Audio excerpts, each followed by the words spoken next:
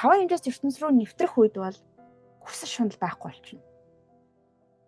Мөнгөтэй болоо тийм юмтай болъё гэдэг шунал байхгүй болчихно гэсэн. Тэгээд тэрийг газартай холбож буюу 3 хэмжээс ертөнцтэй холбож бүтээгч энергиэрээ та сүнсээ хөгждөг тийм бүтээлийн машин бий болгоё. Бүтээлийн систем бий болгоё. Мөн үү? Энэ хорвоо дээр 3 хэмжээс ертөнц дээр амтарсан шиг амьдрий. Тэр амжилт өгдөг бол амжилтыг нь олчих. Мөнгө өгдөг бол мөнгөний чулыг, тэр байр сав, тэр юмыг бүтээд одоо бид нар чинь дэлхийд гарын нэг юм гой хүсэлтэй бааш тий. Тэр мэрийг ингээд бүгднгийн яа гэх юм бол яг уу гэхлээр чин зориг гэдэг intention, чин хүсэл гэдэг юмыг гаргаж ирнэ. Би энэ амьдралаараа ийм юм бүтээн гэдэг тийм алсын хараа. Миний сүнсний зорилго бол нүдний хаалтыг тааж бүтэн харах мөн. Харчлаа. Тэгвэл одоо бүтээе л да гэж өөрийгөө чиглүүлэн дуудана гэсэн.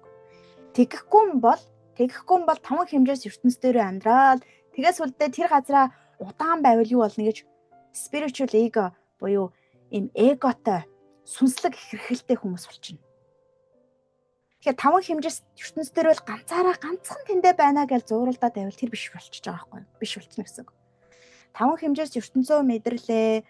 Буцаад өөртөө тийм хүний амьдрал энэ хорвоо ертөнцийг үннийг таниулахад чиглэсэн бизнес янз бүрийн зорилгыг бий болголоо, чин зорилгуудыг бий болголоо, бүтээл бүтээх чин зорилгуудыг бий болголоо. Тэрний төлөө явж явах үед штэ 3 хэмжээс ертөнц рүү орно штэ. Таг унана. Буцаад 5 хэмжээс рүүгээ орно. Тэгэх үед сүнс чинь тэлцэн байдаг.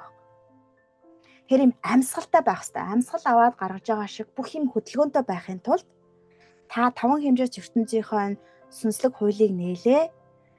Буцаад өөрийгөө дандаа том сорилтоор хөвөлжүүлэх зүгээр.